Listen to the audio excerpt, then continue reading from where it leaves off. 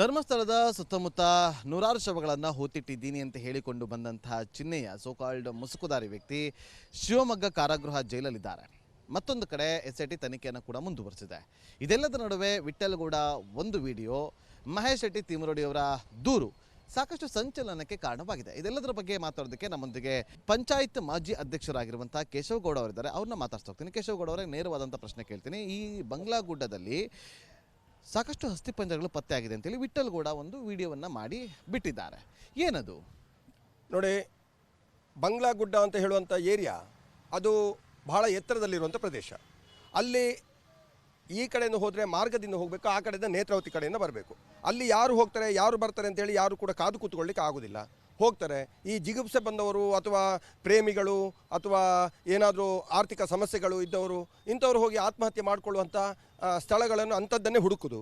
ಸಾಮಾನ್ಯವಾಗಿ ನಾವು ಮೊದಲಿಂದ ಹೇಳ್ಕೊಂಡು ಬರ್ತಿದ್ದೇವೆ. ಆ ಗುಡ್ಡದಲ್ಲಿ ಅಲ್ಲಿ ಯಾರಾದರೂ ಅಪರೂಪವಾಗಿ ಹೋದಾಗ, ಅಂದರೆ ಗುಡ್ಡೆಗೆ ಏನಾದರೂ ಕಟ್ಟಿಗೆ ತರಲಿಕ್ಕೋ ಅಥವಾ ಸೊಪ್ಪು ತರಲಿಕ್ಕೋ ಹೋದಾಗ ಕೆಲವು ಹೆಣಗಳನ್ನು ಅಲ್ಲಿ ನೋಡಿದ್ದು ಇದೆ. ನೋಡಿದವರು ಬಂದು ಇನ್ಫಾರ್ಮೇಷನ್ ಮಾಡಿದ್ದಿದೆ.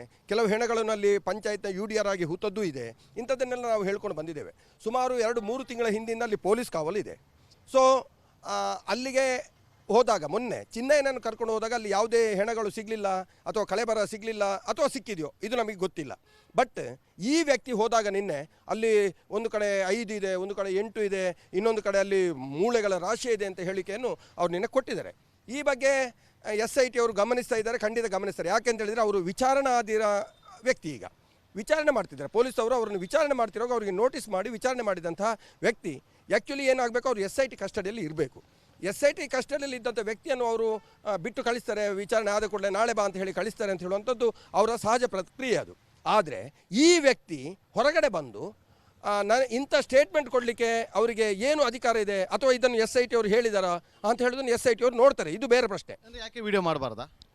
ಅವರು ವಿಚಾರಣೆಯಲ್ಲಿ ಇರುವಾಗ ಅಲ್ಲಿ ಏನಾಗಿದೆ ಪ್ರಕ್ರಿಯೆಗಳು ಅಂತ ಹೇಳೋದನ್ನು ವಿಚಾರಣಾಧೀನ ಅವರು ಯಾರೇ ವ್ಯಕ್ತಿಯಾಗಿದ್ದರು ಅವರು ಹೊರಗಡೆ ಬಂದು ಹೇಳುವಾಗ ಇಲ್ಲ. ಏನಾಯಿತು ಅಲ್ಲಿ ಏನಾಯಿತು ಅಂತ ಹೇಳುವಂಥದ್ದನ್ನು ಅವರು ಹೇಳುವಾಗ ಇಲ್ಲ. ಹಾಗಾಗಿ ಅವರು ಯಾವ ರೀತಿಯಲ್ಲಿ ಹೇಳಿದರು ಅಂತ ಹೇಳೋದನ್ನು ಅದು ಕಾನೂನಿಗೆ ಬಿಟ್ಟದ್ದು. SIT ಅವರು ಅದನ್ನು ನೋಡ್ತಾರೆ. ಹಾಗಾಗಿ ನಾವು ಅದರ ಬಗ್ಗೆ ಹೆಚ್ಚು ಮಾತಾಡಲಿಕ್ಕೆ ಹೋಗೋದಿಲ್ಲ. ಆದರೆ ಆ ವ್ಯಕ್ತಿಯ ಹೇಳಿಕೆಯಲ್ಲಿ ಗೊಂದಲಗಳಿದ್ದಾವೆ, ತುಂಬ ಗೊಂದಲಗಳಿದ್ದಾವೆ. 5 ಇತ್ತು, 8 ಇತ್ತು, ಅದನ್ನು ಪೊಲೀಸವರು ಕೊಂಡೋದ್ರಾ ಬಿಟ್ಟು ಹೋದ್ರಾ ಅಂತ ಹೇಳೋದನ್ನು ಅವರು ಹೇಳೋದಿಲ್ಲ. ಹಾಗಾಗಿ ನೋಡಿ, ಈ ವ್ಯಕ್ತಿ ಮೊದಲಿಂದಲೂ ಬಹಳಷ್ಟು ಅವರ ಏನು ಗ್ಯಾಂಗ್ ಇದೆಯಾ ಅದೆಲ್ಲ ಸುಳ್ಳುಗಳನ್ನೇ ಹೇಳ್ಕೊಂಡು ಬಂದದ್ದು. ಇದರಲ್ಲಿ ಎಷ್ಟು ಸುಳ್ಳಿದೆ ಎಷ್ಟು ಸತ್ಯ ಇದೆ ಅಂತೇಳಿ ಗೊತ್ತಿಲ್ಲ. ಧರ್ಮಸ್ಥಳದವರು ನಮಗೆ ಭಾಳ ಸಹಕಾರ ಕೊಡ್ತಾರೆ, ನಮ್ಮೊಟ್ಟಿಗಿದ್ದಾರೆ, ಅವ್ರನ್ನ ಯಾವುದೇ ರೀತಿಯ ತೊಂದರೆ ಆಗಲಿಲ್ಲ. ಆಮೇಲೆ ಒಂದು ಕಡೆ ಹೇಳ್ತಾರೆ, ಅದರಿಂದ ಇನ್ನೊಂದು ಕಡೆ ಹೇಳ್ತಾರೆ ನಾವು ಅದನ್ನು ಮಾಡಿದ್ದೆಲ್ಲ ಧರ್ಮಸ್ಥಳದವರು, ಅವರು ಹೀಗೆ ಹೇಳಿದರು ಹಾಗೆ ಹೇಳಿದರು ಅಂತೇಳಿ 1 ವರ್ಷದ ಮೇಲೆ ಶುರುವಿಂದಲೇ ಈ ಸುಳ್ಳುಗಳನ್ನೇ ಅವರು ತರಬೇತಿ ಪಡ್ಕೊಂಡು ಬಂದದ್ದು. ಹಾಗಾಗಿ ಆ ವ್ಯಕ್ತಿಯ ಹೇಳಿಕೆ ಏನು ಅಂತ ಹೇಳಿದ್ರು SIT ಅವರು ಗಮನಿಸ್ತಾರೆ, ಪೊಲೀಸ್ ಇಲಾಖೆ ಗಮನಿಸ್ತದೆ.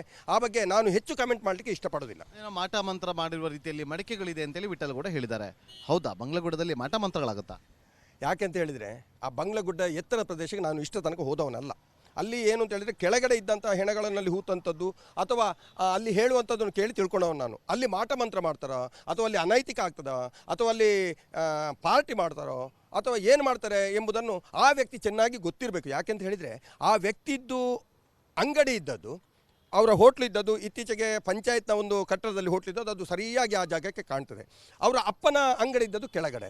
ಹಾಗಾಗಿ ಅಲ್ಲಿ ಮೊನ್ನೆ ಅವರು ತಮ್ಮ ಕೊಟ್ಟಂಥ ಹೇಳಿಕೆ ನೀವು ಗಮನಿಸಿರ್ಬೋದು, ನನ್ನ ಎದುರೇ ಹೆಣಗಳನ್ನು ಹೂತಾಕಿದ್ದಾರೆ ಅಂತೇಳಿ. ಹಾಗಾಗಿ ಆ ವ್ಯಕ್ತಿ ಅದಕ್ಕೆ ಸರಿಯಾದಂಥ ಒಂದು ಅದಕ್ಕೆ ಹೇಳಬೇಕಾದಂಥ ಅರ್ಹ ವ್ಯಕ್ತಿಯಿಂದ ನಾನು ಹೇಳಲಿಕ್ಕೆ ಬಯಸ್ತೇನೆ. ಯಾಕೆಂತ ಹೇಳಿದರೆ ಅವರ ಅಪ್ಪ, ತಮ್ಮ, ಅವರ ಅಕ್ಕ, ಅವರ ಈ ವ್ಯಕ್ತಿ ಎಲ್ಲರೂ ಕೂಡ ಅಲ್ಲಿ ನೋಡ್ಕೊಂಡಿದ್ದವರು, ಆ ಪರಿಚಯ ಇದ್ದವರು. ಅವರ ಅಪ್ಪ ಹೇಳ್ತಾರೆ ನಾನಲ್ಲಿ ಶೌಚಾಲಯಕ್ಕೆ ಹೋಗ್ತಿದೆ ಅಂತೇಳಿ, ಅಂದರೆ ಅವರಿಗೆ ಅದರ ಬಗ್ಗೆ ಸಂಪೂರ್ಣ ಮಾಹಿತಿ ಇದೆ. ಹಾಗಾಗಿ ಅವರು ಯಾಕೆ ಹೋದ್ರಲ್ಲಿ ಆ ಮಾಟ ಮಂತ್ರ ಮಾಡಲಿಕ್ಕೆ ಹೋದ್ರ ಅಥವಾ ಏನು ಹೋದ್ರು ಅಂತ ಹೇಳೋದನ್ನು ಅವರು ಹೇಳಿದ್ದಾರೆ. ಹಾಗಾಗಿ ಅವರೇ ಅದಕ್ಕೆ ಉತ್ತರವನ್ನು ಕೊಡಬೇಕು. ಕೇಶವ್ ಅವರೇ, ಈಗ ಅಲ್ಲೇ ಯಾಕೆ ಹೂತಿಕ್ತಾ ಇದ್ರು? ಇಲ್ಲಿ ಅದಕ್ಕೆ ಆದಂಥ ಒಂದು ಪರ್ಟಿಕ್ಯುಲರ್ ಜಾಗ ಇರಲಿಲ್ವಾ ಆ ಟೈಮಲ್ಲಿ? ಹೂತು ಹಾಕಿದ್ದು ಅಂತ ಹೇಳಿದರೆ ಸುಮ್ಮನೆ ನೋಡಿ ಏನಾಗ್ತದೆ ಅಂತ ಹೇಳಿದರೆ ಅಲ್ಲಿ ಹೆಣಗಳು ನೇತಾಡ್ತಾ ಇದ್ದವು, ಕೊಳೆತ ಪರಿಸ್ಥಿತಿ, ಅದನ್ನು ಮುಟ್ಟುವಾಗಿಲ್ಲ.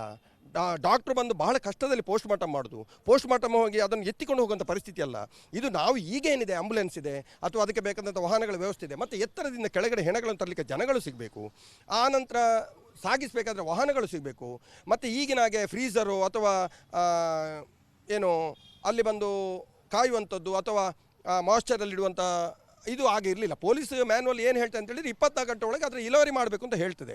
ಹಾಗಾಗಿ 24 ಗಂಟೆಯಲ್ಲಿ ಪೊಲೀಸರು ವಿಲೇವಾರಿ ಮಾಡಿದ್ರು ಅಂತೇಳಿ ಅದು ಪೊಲೀಸ್ ಇಲಾಖೆಗೆ ಬಿಟ್ಟಂಥದ್ದು. ಹಾಗಾಗಿ ನಾವು ಆ ಬಗ್ಗೆ ಮಾತಾಡಲಿಕ್ಕಿಲ್ಲ. ಬಟ್ ನನ್ನ ವೈಯಕ್ತಿಕ ಅನುಭವ ಏನು ಅಂತ ಹೇಳಿದರೆ, ಹೆಣಗಳು ನೇತಾಡ್ತಿದ್ದದ್ದು, ಹುಳ ಆಗಿದ್ದು, ಕೊಳ್ತೋದ ಹೆಣಗಳಲ್ಲಿ ಕಂಡಾಗ ಅದನ್ನು ಏನು ಮಾಡಬೇಕು? ಆ ಜಾಗದಲ್ಲಿ ಹೂಳಬೇಕು, ಬಿಟ್ಟರೆ ಅದನ್ನು ಸಾಗಿಸುವಂಥ ವ್ಯವಸ್ಥೆ ಇಲ್ಲ. ಅದರಲ್ಲಿ 10-15 ದಿವಸ ಆದಾಗ ಯಾರಾದರೂ ಮಿಸ್ಸಿಂಗ್ ಕಂಪ್ಲೇಂಟ್ ಇದೆಯಾ ಅಂತ ಹೇಳಿದ್ರೆ ಪೊಲೀಸರು ಸಹಜವಾಗಿ ಎನ್ಕ್ವೈರಿ ಮಾಡ್ತಾರೆ. ಒಂದು ವೇಳೆ ಮಿಸ್ಸಿಂಗ್ ಕಂಪ್ಲೇಂಟ್ ಇಲ್ಲ ಅಥವಾ ಅವರು ಎನ್ಕ್ವೈರಿ ಮಾಡಿದ ಮೇಲೆ ಮಾತ್ರ ಇದಕ್ಕೆ ಕಾನೂನು ಪ್ರಕಾರ UDR ಮಾಡಿ ಅವರು ಆ ಹೆಣವನ್ನು ಹೂಳುವಂಥ ವ್ಯವಸ್ಥೆ ಮಾಡ್ತಾರೆ. ಬಿಟ್ಟರೆ ಇವರು ಹೇಳಿದಾಗೆ ಕೊಂದು ಹಾಕಿದರೆ ಅಲ್ಲಿ ಹೋಗಿ ಹೆಣಗಳನ್ನು ಹೂಳುವಂಥ ವ್ಯವಸ್ಥೆಗಳು ಇಲ್ಲ. ಇದನ್ನೆಲ್ಲ ಪೊಲೀಸ್ ಇಲಾಖೆ ಸೂಕ್ಷ್ಮವಾಗಿ ಗಮನಿಸ್ತಿದೆ, ಅವರು ಅದಕ್ಕೆ ವ್ಯವಸ್ಥೆ ಮಾಡ್ತಾರೆ ಅಂತ. ಈಗ ಮಹೇಶ್ ಶೆಟ್ಟಿ ತಿಮ್ಮರೋಡಿ ಅವರು ನಿನ್ನೆ ಹೋಗಿ SITಗೆ ಒಂದು ದೂರನ್ನು ಕೊಟ್ಟು ಬಂದಿದ್ದಾರೆ.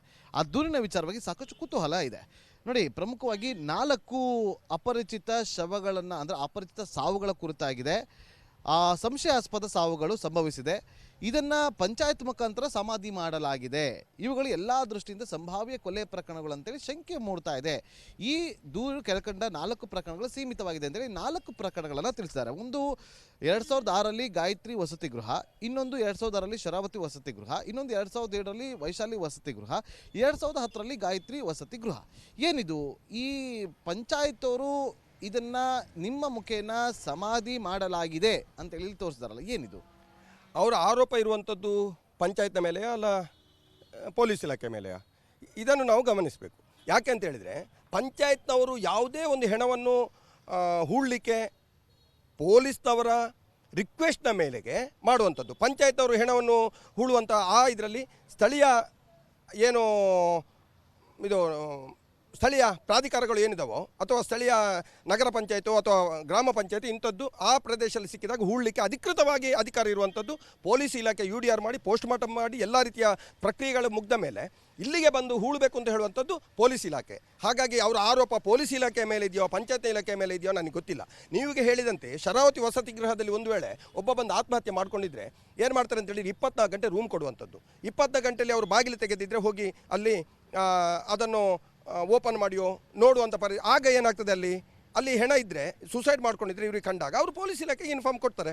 ಕೊಟ್ಟ ನಂತರ ಅಲ್ಲಿ ಅವರು ಬಂದು ಅಪರಿಚಿತ ಹೆಂಗಸು ಪತ್ತೆ ಆಗಿತ್ತಾ ಶರಾವತಿ ವಸತಿ ಗೃಹದಲ್ಲಿ? ಅದು 3-4-2006ರಲ್ಲಿ 2000 ಸುಮಾರು 15-16ರವರೆಗೆ ಈ ಆಧಾರ್ ಕಾರ್ಡು, ವೋಟರ್ ID ಅಥವಾ ಯಾವುದಾದ್ರೂ ಗುರುತಿನ ಚೀಟಿಯನ್ನು ತಗೊಳ್ಳುವಂಥ ಪದ್ಧತಿ ಬಂದದ್ದು ನನ್ನ ಪ್ರಕಾರ ನಂತರ ಬಂದದ್ದು. ಅದಕ್ಕೆ ಮೊದಲೆಲ್ಲ ಏನಾಗ್ತಿತ್ತು, ಯಾರಾದರೂ ಬಂದು ನಮಗೆ ರೂಮು ಬೇಕು ಅಂತ ಕೊಟ್ಟಾಗ ಅವ್ರು ಯಾವುದ್ಯಾವುದೋ ವಿಳಾಸವನ್ನು ಕೊಡ್ತಾರೆ, ಎಲ್ಲೆಲ್ಲಿದ್ದೋ ವಿಳಾಸಗಳನ್ನು ಕೊಡ್ತಾರೆ.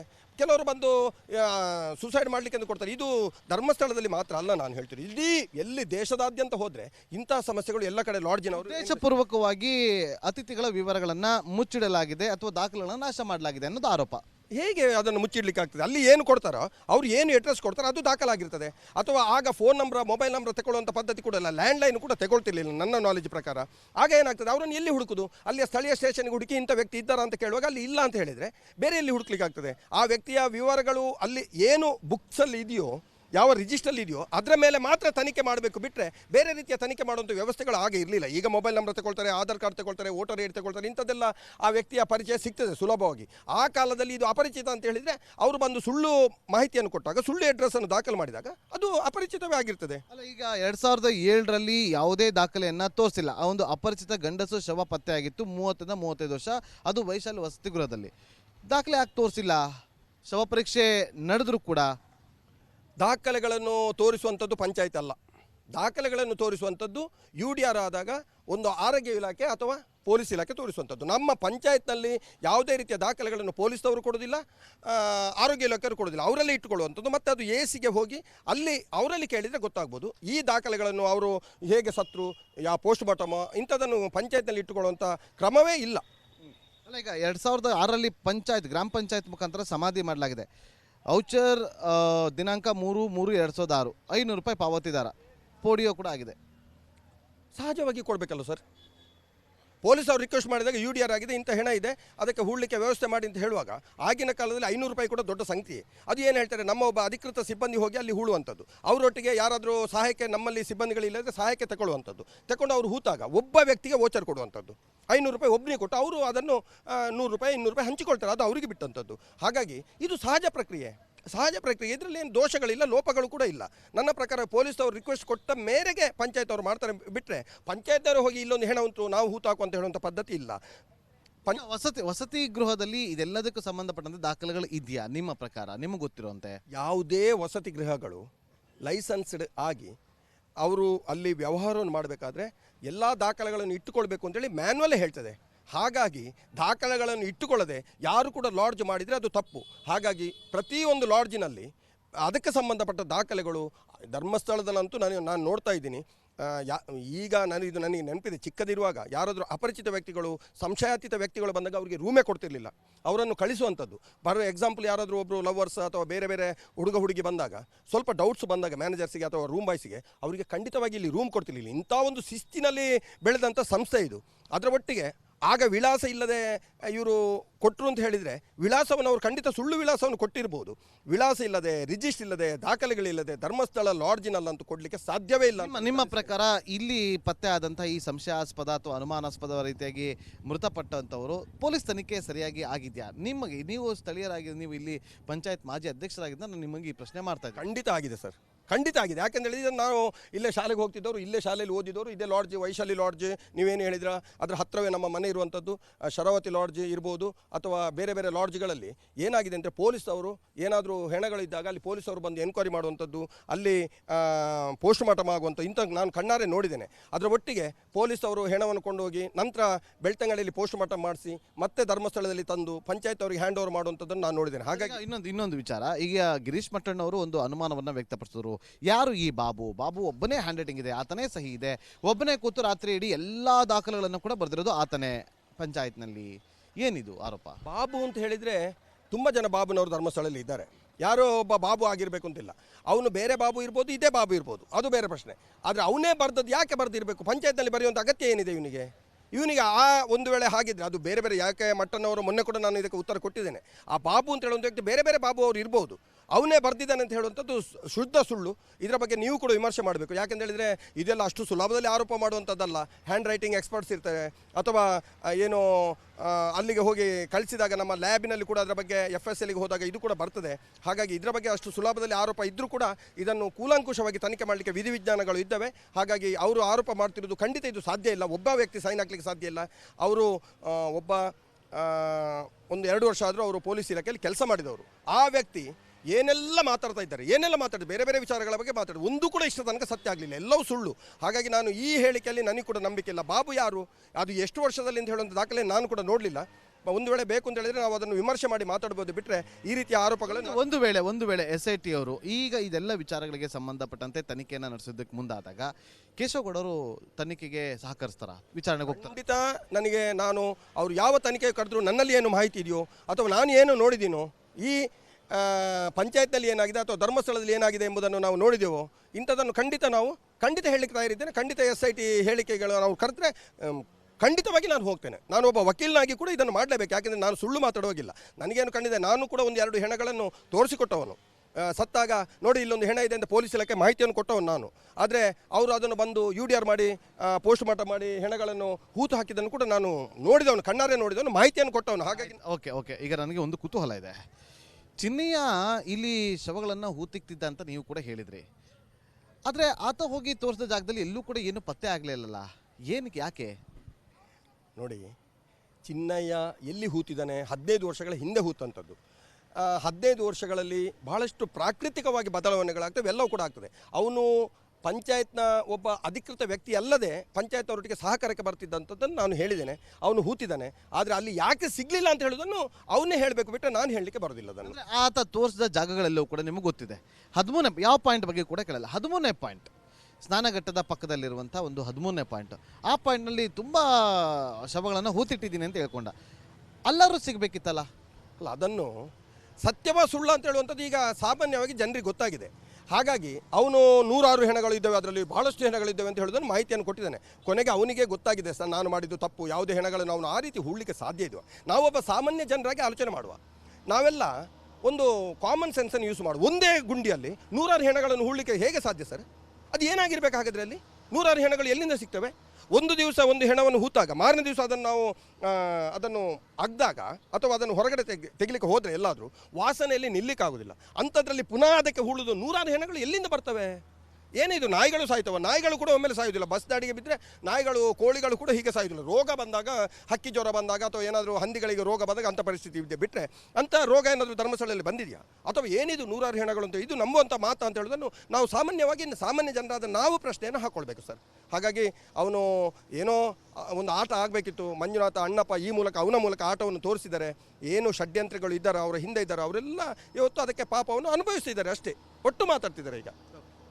ಇದಿಷ್ಟು ಕೇಶವಗೌಡ ಅವರ ಮಾತು. ಎಲ್ಲದಕ್ಕೂ ಕೂಡ ತೆರೆ ಬೀಳಲೇಬೇಕು ಅಂತಂದರೆ SIT ಸತ್ಯಶೋಧನೆಯನ್ನು ಮಾಡ್ತಾ ಇದೆ. ಅದರ ವರದಿಯಿಂದ ಮಾತ್ರ ಸತ್ಯತೆ ಏನು ಅನ್ನೋದು ಗೊತ್ತಾಗುತ್ತೆ. ಕ್ಯಾಮ್ರಾ ಪರ್ಸನ್ ಕಿಶನ್ ಜೊತೆ ನಾಗೇಂದ್ರ ಬಾಬು, ರಿಪಬ್ಲಿಕ್ ಕನ್ನಡ, ದಕ್ಷಿಣ ಕನ್ನಡ ಜಿಲ್ಲೆ.